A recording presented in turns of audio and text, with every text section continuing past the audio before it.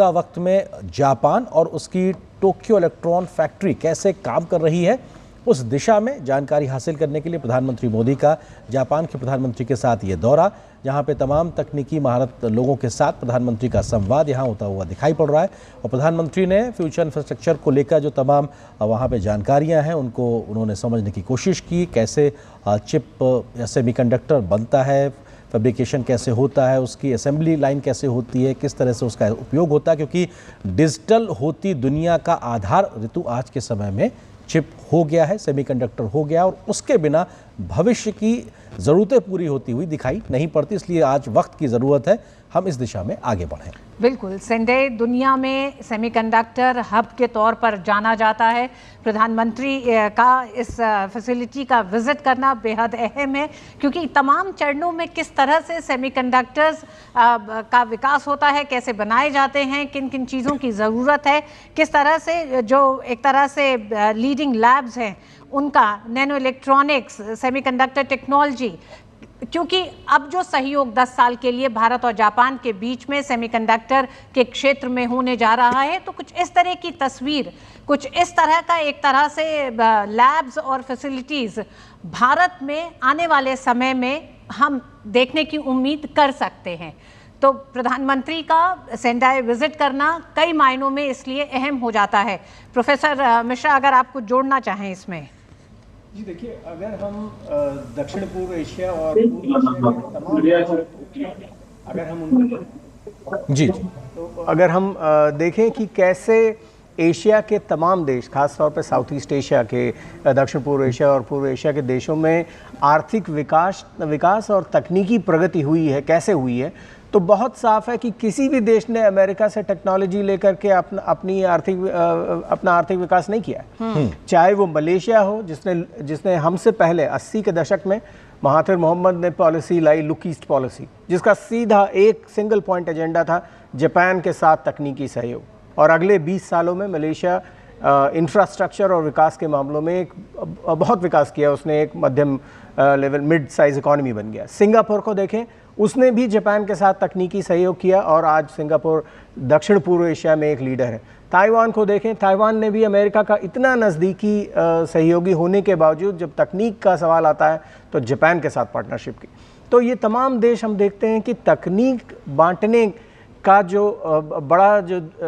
जज्बा चाहिए और बड़ा दिल चाहिए, वो जापान के पास है, अमेरिका के पास नहीं है। तो अब हम मिश्रा, क्या ये दृश्य बहुत उम्मीद जगाते हैं भारत के तमाम नौजवानों के लिए, क्योंकि जो कल समझौता हुआ है 10 साल के रोड मैप के साथ 5 लाख लोगों के एक तरह से प्रशिक्षण और आदान प्रदान की बात हुई, जिसमें 50,000 स्किल्ड मैन पावर की बात हुई है। तो जो स्किल्ड मैन पावर आने वाले समय में दिखाई देगा, सेमीकंडक्टर एक ऐसा क्षेत्र है जिसमें स्किलिंग की बेहद ज़रूरत है। और ये जो हम देख रहे हैं इस समय दृश्य, ये उन तमाम युवाओं को भी एक तरह से अपने एक उज्जवल भविष्य का एक पूरा खाका दिखाई देता होगा आज के इस प्रधानमंत्री के दौरे में। जी बिल्कुल, दोनों चीज़ें हैं। एक पहली चीज़ तो ये है कि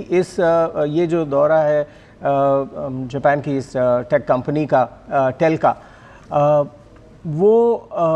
जो भारत के इंजीनियर्स हैं, जो स्टार्टअप्स के में इन्वॉल्व जो लोग हैं, जो अदर इमर्जिंग टेक्नोलॉजीज़ में काम करने वाले जो हमारे युवा वर्ग के लोग हैं, इन सभी के लिए जैसा आपने कहा बहुत बड़ी उम्मीदें जगाता है। लेकिन साथ ही साथ ये भारत जापान के संबंधों में भी बहुत बड़ी उम्मीदें जगा रहा है। और मुझे लगता है कि ये नियति है,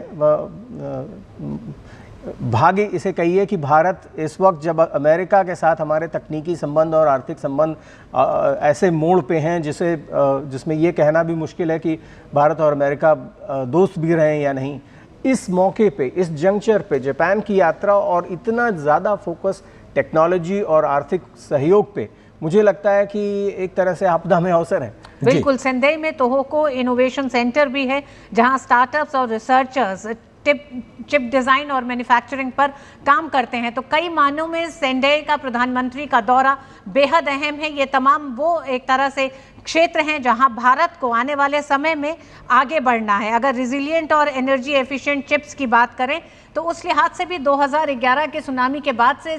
सेंडाई ने जिस तरह से अपने आप को विकसित किया है, प्राकृतिक आपदाओं को ध्यान में रखते हुए, डिजास्टर मैनेजमेंट, रिजिलियंस के लिहाज से भी, तो उसमें कई ऐसे एक तरह से कई आयाम हासिल किए हैं जापान ने सेंडाई में जो दिखाई देते हैं। बिल्कुल, ये जो तस्वीरें हैं इसमें ऋतु एक चीज़ जो प्रधानमंत्री को जो तरीके से प्रेजेंटेशन दिया गया है पीएम मोदी को, उसमें वहाँ लिखा हुआ था स्क्रीन पे, from Japan to India for world, यानी कि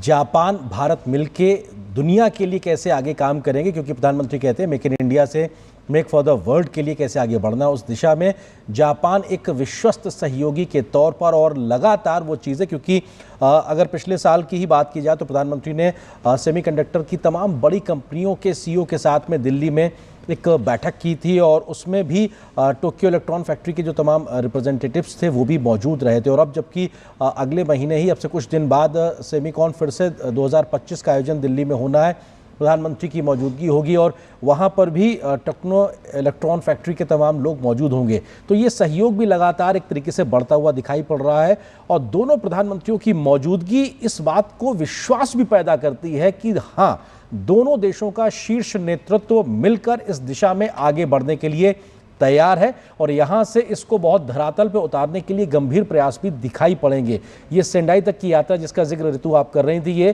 दोनों प्रधानमंत्रियों का, ये शायद उस बात की गंभीरता को भी दिखाता है जिस तरीके से ये प्रयास लगातार चल रहे हैं। तस्वीरों के साथ में खास मेहमान भी हमारे साथ लगातार बने हुए हैं। जब तस्वीरें आई थी उस वक्त मनोज चौधरी जी अपनी बात रख रहे थे। मनोज जी, अगर आप हमारे साथ जुड़े हुए हैं तो इन तस्वीरों को लेकर कैसे विश्वास बहाली और एक उम्मीद पैदा होती है कि हाँ, इस दिशा में जब हम सेमीकंडक्टर की बात करते हैं जमीन पे बहुत तेजी से अब हम आगे बढ़ते नजर आएंगे। मनोज जी,